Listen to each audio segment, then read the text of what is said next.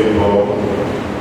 நீங்கள் அருள்நிறைந்த கடவுளே, மனமகிழ்ச்சி நாளில் திருக்கோவிலிலே நாங்கள் திருப்பிரசனத்தில் அமர்ந்திருந்து மகிமையிலே நாங்கள் பரவசம் அடைந்து வழிபாடு செய்கிற சூழலில் திருமறை வார்த்தைகளிலிருந்து விளங்கிக் கொள்வதற்காக நாங்கள் காத்திருக்கிறோம். நீ பேசுவதை புரிந்து கொள்கிற ஆற்றலாக நிரப்பி ஆண்டவரே வழி வேண்டுகிறோம். எங்கள் அருள் நிறைந்திருக்கிறவர்களே, ஆமென். அன்புக்குரியவர்களே, உங்கள் அனைவரையும் ஆண்டவர் இயேசுவின் திருப்பெயராக வாழ்த்துகிறேன். கடவுளுடைய நிறைவான அருளும் ஆசியும் உங்கள் குடும்பங்களில் எப்பொழுதும் தங்கியிருந்தது உங்களை ஆசீர்வதித்து வழி நடத்தி பாதுகாப்பதாக. இன்றைக்கு நாம் சிந்திக்கும்படியாக நம்முடைய திருச்சபை கொடுத்திருக்கிற செம்பொருள் கட்டவிழ்த்தல், பிரேக் தி செயின், தீய பழக்கங்களிலிருந்து விடுதலை, finding freedom from the addictions, தீய பழக்கங்களிலிருந்து விடுதலை, கட்டவிழ்த்தல். நிறைய நேரங்களிலே நாம் இந்த கட்டு அவிழ்த்தல், கட்டுதல் என்பது நம்முடைய ஆடு மாடுகளை மேய்ச்சலிலிருந்து கொண்டு வந்து தொழுவத்திலே கட்டி வைக்கும். மீண்டும் காலையில் மேய்ச்சலுக்கு கொண்டு செல்கிற போது கட்டவிழ்க்கப்படும். மாலை கட்டப்படுகிற கட்டு காலையில் தான் கவிழ்க்கப்படும். இது கால்நடைகளுக்கு வழக்கமாக இருக்கிறோம். ஏனென்றால் இரவு நேரங்களில் அது வேற எங்கும் தப்பித்து போய்விடக்கூடாது, தொழுவத்திலே பாதுகாப்பாக இருக்க வேண்டும். மனிதனை இன்னொரு மனிதன் கட்டி வைக்கிறார். அது கயிறு கிடையாது, சங்கிலி கிடையாது, எதுவுமே கிடையாது. ஆனால் உலகில் ரீதியாக ஒரு ட்ரெடிஷன் அப்படின்னு சொல்லி,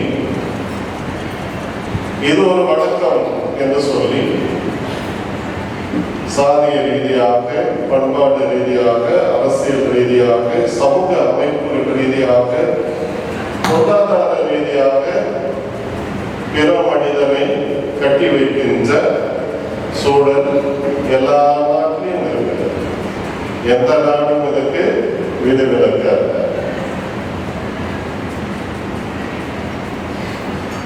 சரி, சமூகத்தில் அப்படி இருக்கிறது அப்படின்னா கிறிஸ்தவராக எப்படி இருக்கிறோம் அப்படின்னா, கிறிஸ்தவர்களும் அதை அப்படியே சர்ச்சில் அடாப்ட் பண்ணி வித்தியாசமே கிடையாது.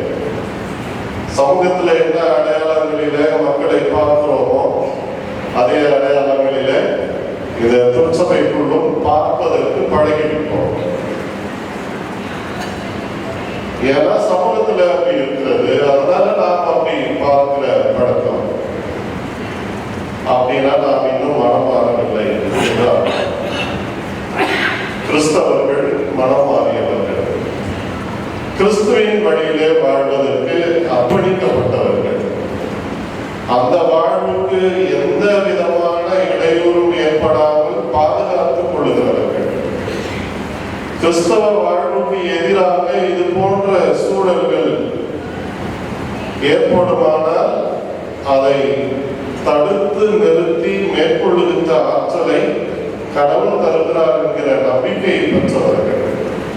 அதை தவிர்த்து நாம் அதே மனநிலையோடு இங்கே இருந்து இங்கேயும் அதே பிராக்டிஸ் இருக்குமானால் நாம் இறையாட்சியை கட்டு வைப்பது எப்படி? நாம் அப்போ இன்னொரு கட்டு இருக்கிறது. யாரும் நம்ம கட்டல, நாமளே கட்டி வைத்திருக்கிறோம்.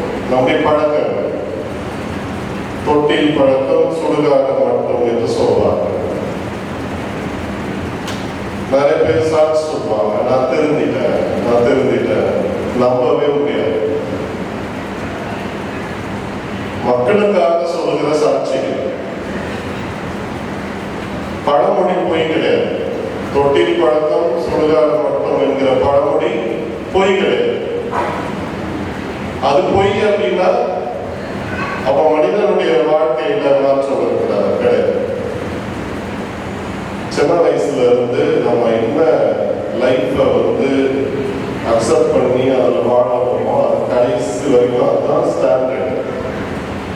மனமாறிட்டோம் சொல்றாங்க, அதெல்லாம் பொய். எல்லாத்தையும் சொல்லிக்கலாம். உள்ளார்ந்த நெஞ்சத்தோடு முழுமையான உள்ளத்தோடு அவங்க மாறி இருக்கிறாங்களா அப்படின்றது அவங்களுக்கு தான் தெரியும். சொல்றதை வச்சு எதையுமே நம்ம நம்ப முடியாது. அப்புறம் எப்படி இப்படி இருக்காங்க அசிங்கமாயிட்டோன்னு கண்ட்ரோல் பண்ணி வச்சிருக்கிறாங்க. சொல்லுவாங்களா பல நேரங்கள்ல, சொல்றோமா இல்லையா? என்னோட இன்னொரு முகத்தை நீங்க பார்க்கல அப்படின்றப்ப அப்ப நம்ம மனமாக்குறதுக்கு என்ன அவசியம் இருக்குது? புரியுதா? நம்ம இன்னொரு முகத்தை நீங்க பார்த்தீங்கன்னா அவ்வளவுதான். அப்படி சொல்லும் போதே நம்ம ஃபெயில். கிறிஸ்டியன் லைஃப்ல நம்ம ஃபெயில் ஆயிட்டோம்னு அர்த்தம். ஒரே முகம் தான் கிறிஸ்து நமக்கு கொடுத்திருக்கிற அந்த முகம், சாந்தம், அமைதி. இது எல்லாரிடத்திலும் வெளிப்படுவதுதான். கோபத்தை பொறுத்து கொள்ள முடியாமல், ஆத்திரத்தை அடக்கிக் கொள்ள முடியாமல் வெளிவருகிற வார்த்தைகள் நம்முடைய சுபாவத்தை வெளிப்படுத்துகின்றன. 5 வளையாதது 50 வளையுமா அப்படின்றது உண்மைதானே? இந்த மாதிரியான விஷயங்கள் நிறைய நாமே நம்மை தட்டி வைத்திருக்கிறோம். நாம வெளியே வரணும். நிறைய விஷயங்கள் இருக்கின்றன. அது பிறரை பாதிக்கிறது, ஒரு சமூகத்தை பாதிக்கிறது என்று தெரிந்தும் நான் இப்படிதான் இருப்பேன் அப்படின்னு இருப்பது சரியல்ல. அப்படின்னா தீய பழக்கங்கள் என்பது நாம் மனதில் வைத்திருக்கிற, நம்ம உடனே சொல்ற நிறைய சொல்வோம், அதெல்லாம் கிடையாது. நல்லது செய்யலனாவே தீய பழக்கம் தான். ஒரு சிலருக்கு அடுத்தவங்களுக்கு நீ தீமை செய்யணும்னு அவசியமே கிடையாது. அடுத்தவங்களுக்கு எதிராக நீ பாவம் செய்யணும்ன்ற அவசியமே கிடையாது. ஒருத்தவங்க நீ நன்மை செய்யலனாவே நீ பாவிதான். திருமறை தான் சொல்லுகிறது, நன்மை செய்ய அறிந்திருந்தும் அதை செய்யாமல் இருப்பது பாவம். அப்போ உலகத்துல நம்ம எதையோ தேடி வைக்கிறோம். நாம நன்மை செய்யாமல் இருப்பதற்கு நாமே நம்மை கட்டுப்படுத்திக் கொள்கிறோம், கட்டி வைத்திருக்கிறோம். அதிலிருந்து விடுவிக்கப்பட வேண்டுமானால் நாம் தான் முன்வர வேண்டும். சமூகம் ஒரு குறிப்பிட்ட செயல்களை கடந்து செயல்பட அனுமதிக்கப்படாத ஒரு சூழல் இன்றைக்கு இருக்கிறது. வர்ணாசிரம அடிப்படையில், வருண அடிப்படையில் இவர்கள் இதைதான் செய்ய வேண்டும், இதற்கு மேல் இவர்கள் செய்யக்கூடாது, இதற்கு மேல் இவர்கள் இந்த உலகத்துல எதையும் பெறுவதற்கு அனுமதி இல்லை. கல்வியிலிருந்து, தனிநபர் உரிமையிலிருந்து, மாண்பிலிருந்து, வழிபாட்டு உரிமையிலிருந்து, கடவுளை தெரிவு செய்து கொள்வதிலிருந்து எதற்குமே இப்படிப்பட்ட சமூகத்தினர் உரிமையற்றவர்கள் என்று இந்த சமூகம் குறித்து வைத்திருக்கிற நிலை என்பது அதுதான் கட்டப்பட்ட சூழல். யார் அதை கட்டி வைக்கிறார்? கிறிஸ்தவர்களாக நாம் மாறினாலும் திருமறை நம்மை கட்டி வைத்திருக்கிறதா? திருமறையின் விருப்பத்துக்கு நாம் கட்டப்பட்டிருக்கிறோமா? கடவுளுக்கு நாம் அடிமைகளாக இருக்கிறோமா? இல்லை. இன்னமும் இந்த சனாதானம் அவன் பேசலாம், நம்ம பேசலாம் தான் விஷயம். ஆனா நம்ம லைஃப்ல பிராக்டிஸ் பண்ணிட்டே இருக்கோம். சனாதானத்தை கடைபிடிக்கிறோம். மனுதர்ம சாஸ்திரம் என்ன சொல்லுகிறதோ அதற்கு கட்டுப்பட்டு நடக்கிறோம். அதுதான் நம்முடைய வாழ்க்கையில நடக்கின்றன. அப்ப இந்த மாதிரி இருக்கிற சூழலில் அதுல இருந்து வெளியே வருவதற்கு ஒரு சிலருக்கு விருப்பம் இல்லை. அது அவங்களுக்கு ரொம்ப பிடிச்சிச்சு. நல்ல நேரம் பாக்கத்துல இருந்து ஒவ்வொரு விஷயங்களையும் பிறர் என்ன செய்கிறார்களோ அதையே நாமும் செய்வது. நாம துணிஞ்சு ஒரு டேட்டை பிக்ஸ் பண்ணி கல்யாணம் வைக்கிறோமா? கிடையாது. நீங்க எந்த கல்யாணத்தை வேணா நீங்க எடுத்து பாருங்க, அன்னைக்கு சுபமுகூர்த்த தினம் அப்படின்னு இருக்கும் கேலண்டர்ல. அப்படி இல்லாத ஒரு நாள்ல யாராவது வைக்கிறாங்கன்னா அது உண்மையிலேயே அது ஒரு பெரிய சேலஞ்ச் தான். இப்படி நம்ம இருக்கும்போது நாம் யாரும் கட்டுப்பட்டிருக்கோம், என்ன மாதிரியான விஷயங்களில கட்டப்பட்டிருக்கிறோம்? இந்த செம்பொருள் மனிதன் சித்தாந்த ரீதியாக கருத்தியல் ரீதியாக கட்டப்படுகிறான். அதிலிருந்து வெளியே வர வேண்டும். விடுதலையை எதிர்பார்க்கிற செயல் இயேசுவிலே நிறைவடைகிறதை நாம் பார்க்கிறோம். இஸ்ரேல் மக்கள் எகிப்திலே அடிமைகளாக இருந்தபோது அவர்கள் கட்டப்பட்டிருந்தது உரிமைகள் இல்லை. ஆலோட்டிகள் என்ன சொல்கிறார்களோ அதை செய்ய வேண்டும். அவர்களாக எதையும் செய்ய அனுமதி இல்லை. இப்படி பலவீனமான சூழலில, சித்திரவதை செய்யப்பட்ட சூழலில பிள்ளை பெயர் கூட அவர்களுக்கு உரிமை கிடையாது. ஆண் பிள்ளையை பிறந்தால் அவர்களை கொன்றுவிட வேண்டும் என்கிற ஒரு அவல நிலை. இப்படியெல்லாம் இருக்கிற சூழலிலிருந்து கடவுள் அவர்களை விடுவிக்க முனைகின்றார். ஏனென்றால் அவர்கள் கூக்குரலிட்டார்கள். இதிலிருந்து நாங்கள் வெளியே வர வேண்டும் என்று விரும்பினார்கள். கட்டப்பட்டிருக்கிற இந்த வாழ்க்கை எங்களுக்கு வேண்டாம், விடுதலை வேண்டும் என்கிற ஒரு குரல், அதுதான் அபாய குரல். அபய குரல், கதறுகின்ற கதறல்.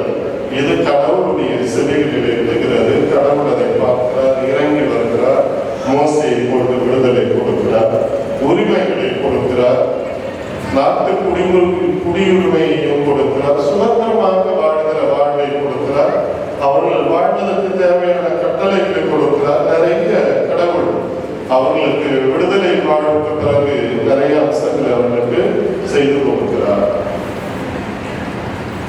அப்போஸ்தலர் 12ஆம் அதிகாரம் 6-7 வசனங்களில 2 போர் வீரர்களுக்கு இடையில பேதுரு சங்கிலிகளால் கட்டப்படுகிறார்.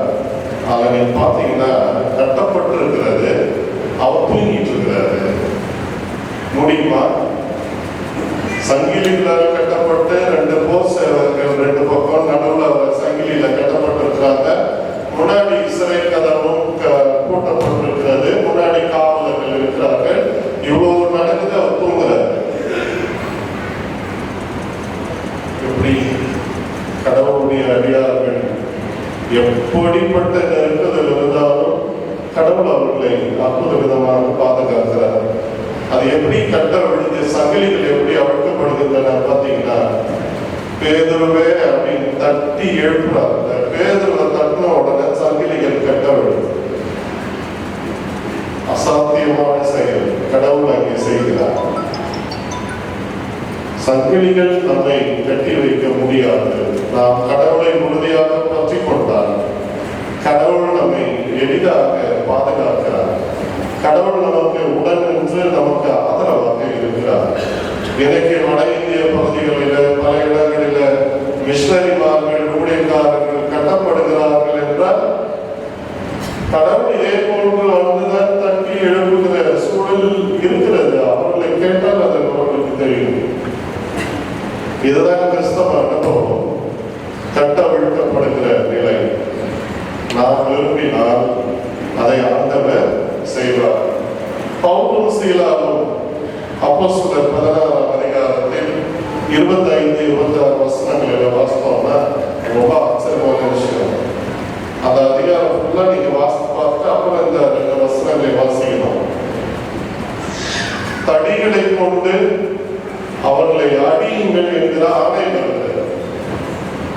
மக்கள் அவர்கள் மேல் பாய்ந்து, சாதாரணமாக கிடையாது, தர்மாடி சொல்லுவாங்க, அந்த மாதிரி அடி எங்க விழுந்தா தெரியாது. அப்படி சுக்குநூறாக அவர்களை அடித்து கொண்டு போய் தலைகீழாக தொழில் மரத்தில் தொங்க வைத்து இந்த சித்திரக்கதை, வலி, வேதனை, விமல்கள், துன்பங்களை கடந்து இவர்கள் ஆண்டவரை பாடுகிறார்கள், ஆண்டவருக்கு துதி சொல்லுகிறார்கள்.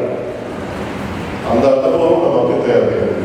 துயரப்படுகிறோமா, துன்பப்படுகிறோமா, எங்களை இப்படி பண்ணிட்டல, எங்க கடவுள் உங்களை சும்மா விட மாட்டார். இதெல்லாம் பேசுறதுனால கடவுள் நம்மளை விடுதலை செய்வாரான்னு சொல்ல முடியாது.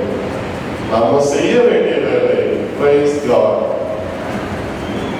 எந்த நிலையிலும் பவுல் சொல்வார், எப்பக்கம் நெருக்கப்பட்டு நாங்கள் மடிந்து போவதில்லை. ஏனென்றால் கூற்றலும் எங்களுக்கு ஒரு பொருட்டல்ல. யார் வேண்டுமானாலும் கூற்றட்டும், யார் வேண்டுமானாலும் போற்றட்டும், எதுவுமே எங்களை பாதிக்காது அப்படின்றதுதான் பவுலடிகளாருடைய அசைக்க முடியாத நம்பிக்கை. அந்த நிலையிலும் அவர்கள் கடவுளை துதிப்பாடினார்கள். அவர்களுடைய அந்த சிறை கதவுகள் உடைக்கப்படுகின்றன, சங்கிலிகள் அறுக்கப்படுகின்றன, விடுதலை செய்யப்படுகிறார்கள். இதெல்லாம் கடவுளை துதித்தால் எரிகோ மதில் விழுந்தது போல இங்கே சங்கிலிகள் கட்டவிழ்க்கப்படுகின்றன. இயேசுவின் வாழ்வில் மார்க் 5ஆம் அதிகாரத்தில் நாம் வாசிக்கிறோம். அங்கே ஒரு பெரிய செயல், லேகியோன் பிடித்திருந்த, பிசாசு பிடித்திருந்த மனிதனை காண்கிறார். இங்கே வித்தியாசமான ஒரு செயல். சங்கிலிகளால் கட்டுகிறார்கள், சங்கிலிகளை அவர் உடைத்திருக்கிறார். அப்ப அவரை கட்டி வைத்திருப்பது என்ன? உளவியல் சார்ந்த மன ரீதியான அழுத்தங்கள் அவருக்கு அதிகமாக இருந்ததினால வெளிப்படையான கட்டுகள் அவரை ஒன்றும் செய்ய முடியவில்லை. அவரை கட்டி வைத்திருப்பது சைக்காலஜிக்கல் பாண்ட், உளவியல் ரீதியான கட்டுகள் அவரை கட்டி வைத்திருந்தன. ஆண்டவர் அவரை விடுதலை செய்கிறார். புதிய ஆடை தரித்து புத்தி கூர்மை அடைந்தவராக மனிதன் அங்கே அமர்ந்திருக்கிறார். எல்லாரும் பார்த்து பயப்படுகிறார்கள்.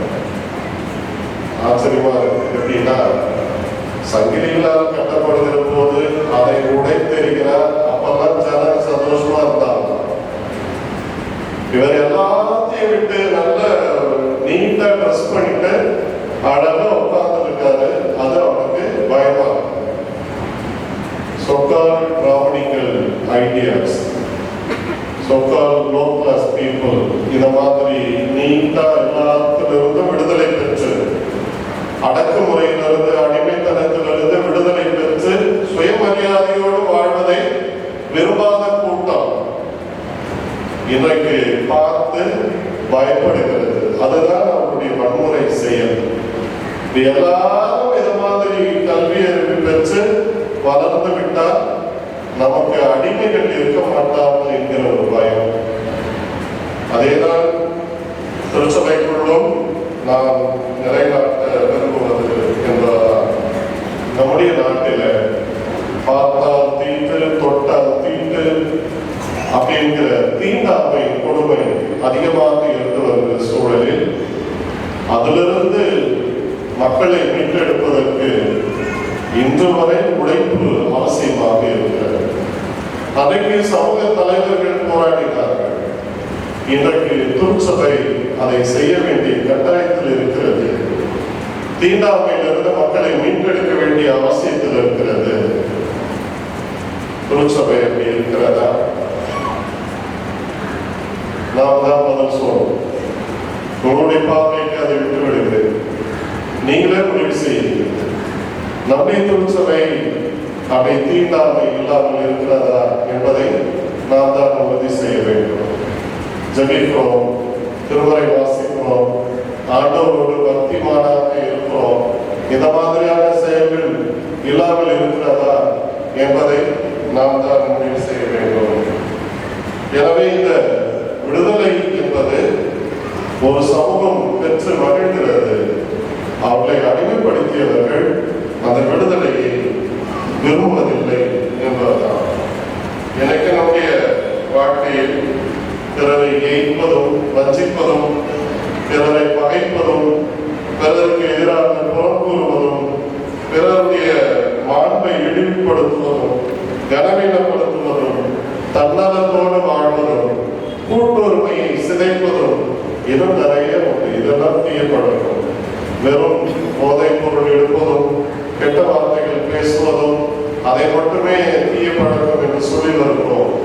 அதோடு சேர்த்து இந்த மாதிரியான ஆண்டவர் சொன்ன பழக்கங்கள் உண்டு. இன்றைக்கு நவீனம், தொழில்நுட்பம் என்ற பெயரில் அலைபேசி, கைபேசி, அது இன்றைக்கு சிறுவர்கள் முதற்கொண்டு இளைஞர்கள் வரை எல்லாரையும் பாதிக்கிறது.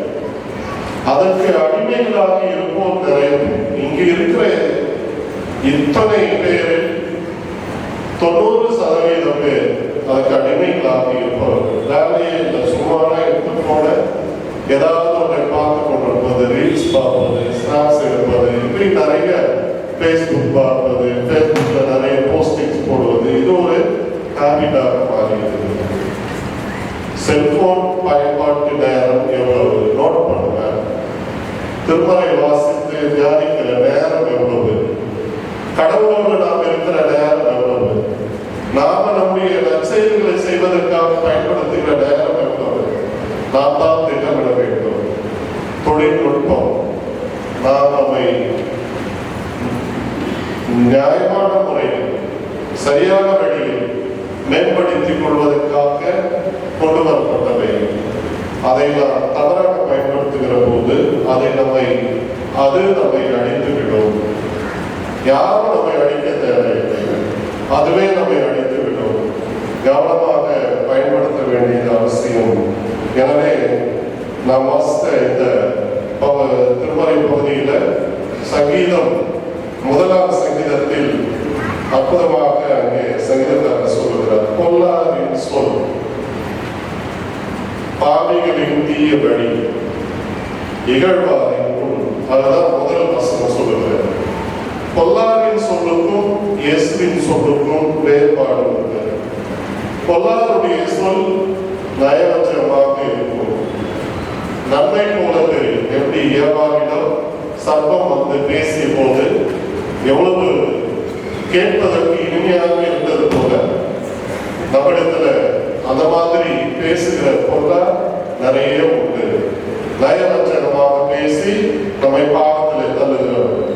இயேசுவின் சொல் வாழ்வு தருகிற வார்த்தை. பேதுரு அறிக்கை சொல்லுகிறது, யாரிடத்தில் போவோம், வாழ்வளிக்கும் வார்த்தைகள் உம்மிடத்திலே உண்டு. எனவே நாம் கேட்பதற்கான வார்த்தைகளை இன்னாரிடம் கேட்க வேண்டும் என்று நாம் செல்ல வேண்டிய அவசியம் இல்லை. இயேசுவிடம் நிறைய வார்த்தைகள் உண்டு. அந்த வார்த்தைகள் நமக்கு நிறைவாழ்வை கொடுக்கும். பாவிகளின் தீய வழியில் நிற்க வேண்டாம் என்று சங்கீதக்காரர் சொல்லுகிறார். அது என்ன பண்ணணும்? 7ஆம் அதிகாரத்துல கேட்டுக்கு போகிற வாசல் விசாலமானது, அதை தெரிந்து கொள்வோர் பலர்.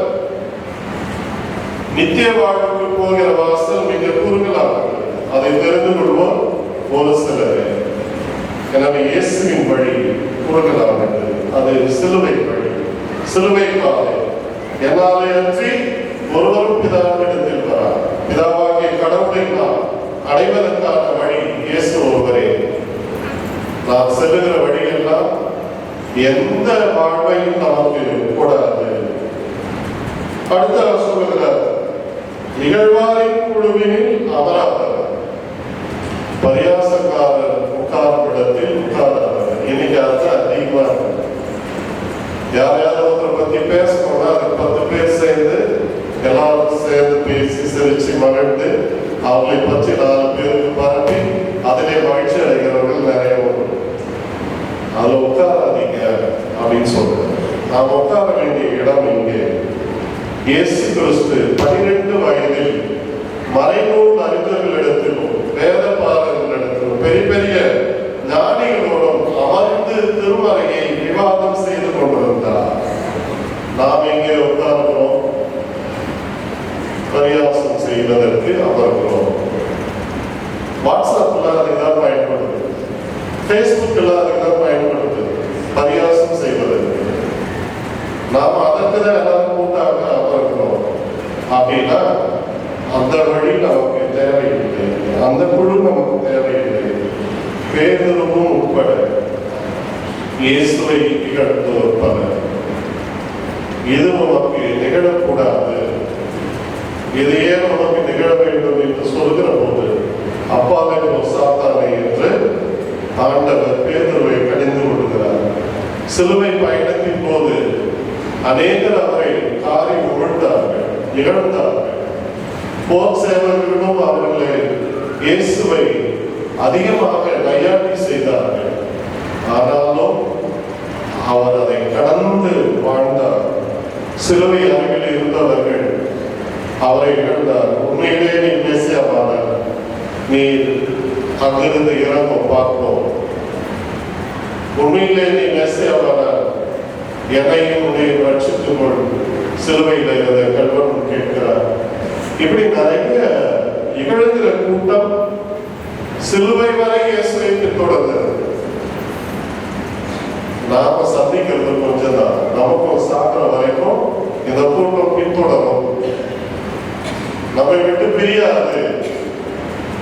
இயேசுவையே பின்தொடர்ந்த கூட்டம் நாமெல்லாம் எப்பார்த்தோம். இயேசுவின் துணையோடு இதை மேற்கொள்ளுகிற ஆற்றலை நாம் பெறுவோம். அவர்களுக்கெல்லாம் தான் அவர் சொன்னார், பிதாவே இவர்களை மன்னியும். அந்த மன்னிப்போடு தான் எனக்கு மக்களை வாழ்வுக்கு நேராக வழிநடத்தி வருகிறது. இந்த சங்கீதத்தில் இரண்டு வழிதான், ஒன்று தீய வழி, இன்னொன்று நித்திய வாழ்வுக்கான வழி. அழிவுக்கு செல்லுகிற வழி, வாழ்வுக்கு செல்லுகிற வழி.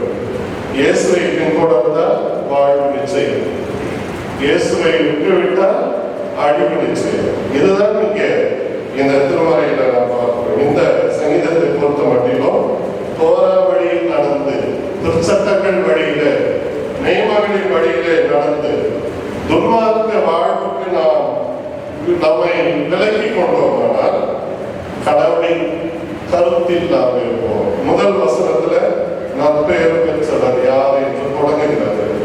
கடைசி வசனத்துல நேர்மையாளரின் நெறியை ஆண்டவர் கருத்தில் கொள்வார், மைண்ட்ல வச்சிருப்பார். நம்ம கடவுளின் சிந்தையில இருக்கணுமா? தலைவர்களிடத்துல பேசும்போது சொல்லுவாங்க, சார் இல்ல நீ இப்போ உன்னை பத்தி அவர் மைண்ட்ல வச்சிருக்க, கவலைப்படாது அப்படின்னு ஒரு சிலர் சொல்லுவாங்க. ரொம்ப சந்தோஷப்படுறாங்க. யாரும் நம்ம மைண்ட்ல வைக்கிற தேவை. கடவுள் நம்மை கருத்தில் வைக்கிற போது எப்படிப்பட்ட பெரியவர்களும் நமக்கு எதிராக நிற்க முடியாது. அப்படி நின்றாலும் அதை மேற்கொள்ளுகிற ஆற்றலை கடவுள் கொடுப்பார் அப்படின்றார். நீதிமான் நேர்மையாளர் எதை செய்தார்கள் அவர்களுக்கு அது வளமான வாழ்வை ஆண்டவர் கொடுக்கிறார் என்பதுதான் இந்த திருமறை பகுதியில நாம் வாசிக்கிறோம். எதை செய்வதெல்லாம் வாய்க்கும் என்று நாம் வாசிக்கிறோமே, அதுதான் தாம் செய்வது அனைத்திலும் வெற்றி பெறுவார், தொடுவதெல்லாம் துளரும். யோசேப்பு நேர்மையாளராய் வாழ்ந்தார். அவர் தொட்ட அனைத்தையும் கடவுள் துலக செய்தார். எகிப்தில் ஒரு பெரிய சாட்சியாக யோசேப்பு இருந்தார் என்று நாம் வாசிக்கிறோம். அந்த வண்ணமாகவே நம்மாலும் ஆண்டவர் இயேசு அப்போது இல்லை. யோசேப்புக்கு இயேசுவின் வாழ்க்கையை பார்ப்பதற்கும் அதை புரிந்து கொள்வதற்கும் வாய்ப்புகள் இல்லாத காலத்திலேயே யோசேப்பு நீதிமானாக வாழ்ந்தார், நேர்மையாளராக வாழ்ந்தார். நமக்கெல்லாம் அப்படி ஒரு வாய்ப்பு கிடைத்திருக்கிறது. நற்செய்தி பகுதிகளை வாசித்து அதை புரிந்து இயேசுவின் வாழ்வை அறிந்து கொள்கிற வாய்ப்பு நமக்கு கிடைத்திருக்கிறது. இப்படி இருக்கிற நாம் யோசேப்பை விட மேலான வாழ்வை வாழ வேண்டும் என்ற எதிர்பார்ப்பு நமக்கு இருக்கிறது. நீர் நிறைந்த இடங்களில கனி நிறைந்த வாழ்வை வாழ்வார்கள். யார் என்றால் கடவுளின் வார்த்தையின்படி வாழ்கிறவர்கள். அதுதான் மத்திய 7ஆம் அதிகாரம் 14 28 வரை இருக்கிற பகுதியில நம்ம வாசித்தோம்னா, கடவுளின் வார்த்தையின்படி நடப்பவர்கள் எப்படி இருப்பார்கள் என்று அங்கே ஆண்டவர் மிக தெளிவாக சொல்லுகிறார். 16வது வசனத்துல, முட்செடிகளில் திராட்சை பழங்களையோ முட்பூண்டுகளில் அத்திப்பழங்களையோ பறிக்க முடியுமா? அப்புறம் என்ன, உங்களுக்கு எதிராக தீமை செய்யறவங்களை பத்தி கவலையே படக்கூடாது. முட்செடி தெரியுது, அதுல போய் திராட்சை பழத்தை எதிர்பார்க்க முடியுமா? முட்பூண்டுன்னு தெரியுது, அத்திப்பழத்தை அதில் எதிர்பார்க்க முடியுமா? முடியாதுன்ற பிறகு நாம் அதை பத்தி கவலைப்பட வேண்டிய அவசியமே கிடையாது. நம்மை கட்டி வைக்கிற எதுவாக இருந்தாலும் நாமே அதிலிருந்து விடுபட முடியும் என்பதுதான் அவர் சொல்லுகிற அந்த அவர்கள் செயல்களை கொண்டே அவர்களை இனம் கண்டு கொள்வீர்கள். 20வது வசனத்துல மத்தேயு 7:20 அவர்களுடைய செயல்களை கொண்டே இனம் கண்டு கொள்வீர்கள். யாரு நல்லவங்க, யார் கெட்டவங்க, யார் கடவுளோடு இருக்கிறாங்க, யார் கடவுளுக்கு எதிராக இருக்கிறாங்க அப்படின்றத அதுல இருந்து நாம் தெரிந்து கொள்ளலாம். அதுதான் சொல்றாரு, நல்ல மரம் நல்ல கனி கொடுக்கும், கெட்ட மரம் நச்சு நிறைந்த கனியை தான் கொடுக்கும். எட்டிக்காய் இருக்கிற மரத்துல போய் ஆப்பிள் பழத்தை எதிர்பார்க்க முடியுமா? எட்டிக்காய் தான் இருக்காது. அரளி விதை வளர்க்கிற இடத்துல போய் நல்ல முந்திரி விதையை நாம் எதிர்பார்க்க முடியுமா? அது அரளி விதை தான் கொடுக்கும். நச்சுக்கனி கொடுக்கிற இடத்தில் நல்ல கனியை எதிர்பார்க்காதீர்கள் என்று ஆண்டவர் சொல்கிறார். தந்தையின் திருவுளம் நிறைவேற்றினால் விண்ணரசில் இடம் உண்டு. அதுதான் 21வது வசனத்தில் இருக்கிறது. அதன்படி செயல்படாதவர்களை ஆண்டவர் சொல்றார், என்னை விட்டு அகன்று போங்க. நாம் ஆண்டவரோடு இணைந்து போக வேண்டுமா? ஆண்டவர் நம்மை பார்த்து என்னை விட்டு அகன்று போங்கள் என்று சொல்ல வேண்டுமா என்பதை நாம் தீர்மானிக்க வேண்டும். 24-28 வரை இருக்கிற அந்த வசனங்களில் மிக தெளிவாக சொல்லுகிறார், வார்த்தையின்படி வாழ்கிறவர்கள் உறுதியாக அசையாமல் இருப்பார்கள். கர்த்தரை நம்புகிறவர்கள் என்றைக்கும் அசையாமல் இருக்கும், சீயோன் பர்வதத்தை போல் இருப்பார்கள். 125ஆம் சங்கீதத்தில் நாம் வாசிக்கிறோம். அதை தான் ஆண்டவர் இங்கே சொல்லுகிறார், கற்பாறை மேல் கட்டப்பட்ட வீட்டை போல் இருப்பார்கள். வார்த்தையின்படி வாழாதவர்கள் மணலின் மேல் கட்டப்பட்ட வீட்டை போல் இருப்பார்கள். அப்படின்னா நிலையற்ற வாழ்வு, அழிவுக்கு நேரான வாழ்வை வாழ்கிறார்கள் என்பதுதான். கடவுள் இந்த வார்த்தைகளோடு நம்மை ஆசீர்வதித்து